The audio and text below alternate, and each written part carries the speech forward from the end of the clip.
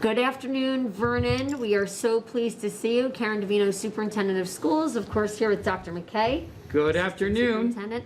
We are so happy to see you again. As you know, April 12th is our spring forward portion of the reopening of our schools. Absolutely. So we're really excited today to talk just a little bit more about what schools might look like when we reopen again on April 12th for our spring forward program. So Dr. McKay, let's talk a little bit about what's going to happen on April 12th. So all of our principals and our building leaders have been working with their skip committees. Now for folks at home, a skip committee basically is representatives from the teachers and from your staff, from your custodians, from your healthcare people, everyone, to talk about what the opening looks like and what spring forward is going to look like. Remember, we're bringing A and B, or blue and gold, back together again.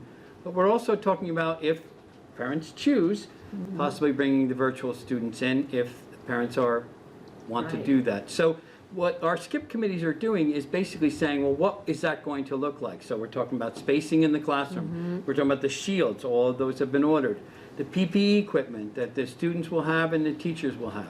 The hand washing stations. How we're going to run the cafeterias. We're also putting outdoor spaces in. We're talking about tents that we're going to have at certain buildings or all of our buildings.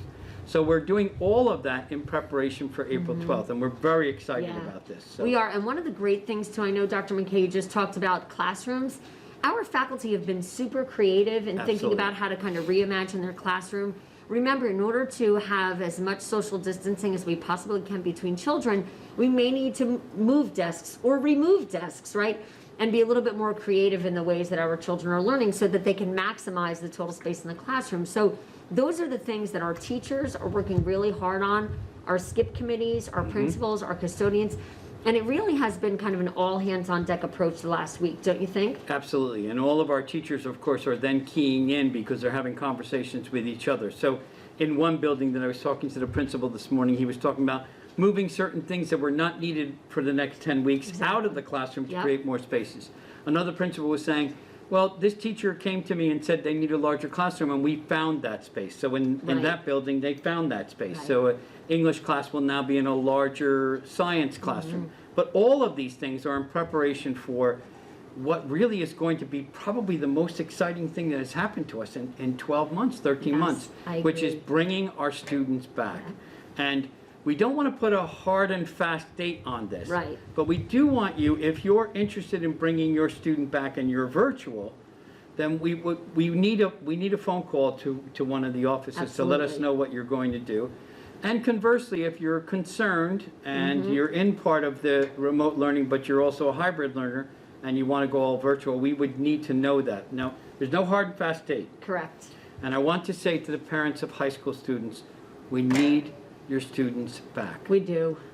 We're really worried about our high school students. We're very worried about our high school students, and I know that they're working hard, and I know our teachers are working hard, but the building is empty, and we need our students back. So whether we roll the red carpet out, whether we put T-shirts on us, whether we have spirit days, whatever it takes, and our building administration up there is working hard on that. Our teachers are going to work hard on that.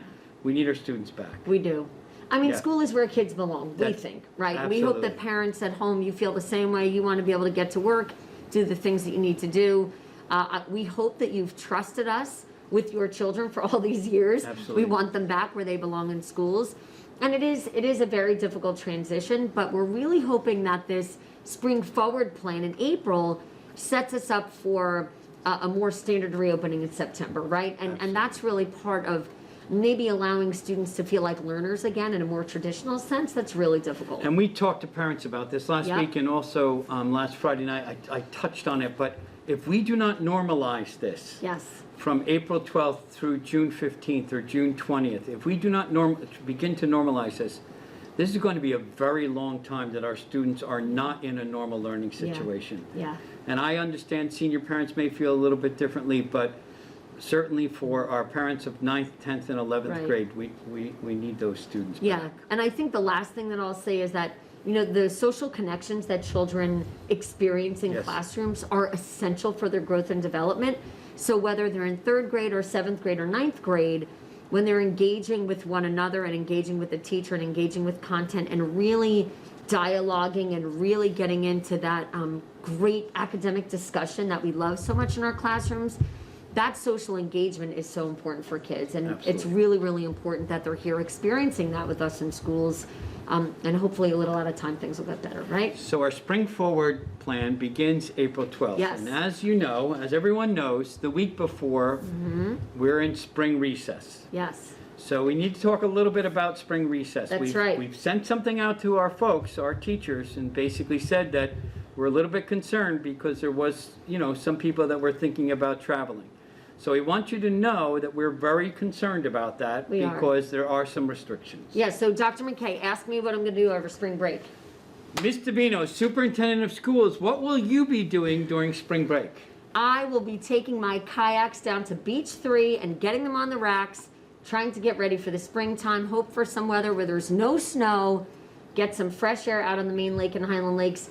And I encourage everybody to think about a staycation in our very beautiful Vernon Township. Hiking trails hopefully will be open. Kayaking and things like that maybe will be something you consider participating in. We've got a beautiful, beautiful town. I'm going to try to take part of everything local. Now, if it wasn't just local, Yes. would you be able to take your kayak to Connecticut? Yes. Would you be able to take your kayak to New York State? Yes. Yes. Would you be able to take your kayak and your kids to Pennsylvania? Yes. Yes. Would you be able to take them to Delaware? Yes. But would you be able to take them to Texas? No.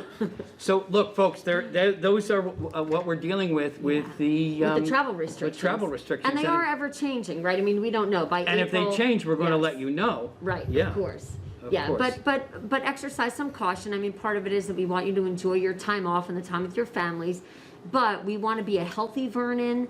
We want to be able to do this together. Yes. And we really, really want everybody to be back in school on the 12th. Our teachers are super excited to welcome the kids back, and the only way we can really do it is if we travel to those places where there are no restrictions, Right. and we keep up with things like mask wearing, washing our hands, social distancing, and of course avoiding anyone that may have been, may have COVID or COVID-like symptoms. And there's not a thinking person in this world that doesn't have a problem with some of the contradictions we see in each part of these restrictions or regulations Right. or anything we're doing. We understand. Yeah. But what we have to do is follow as much as we possibly can.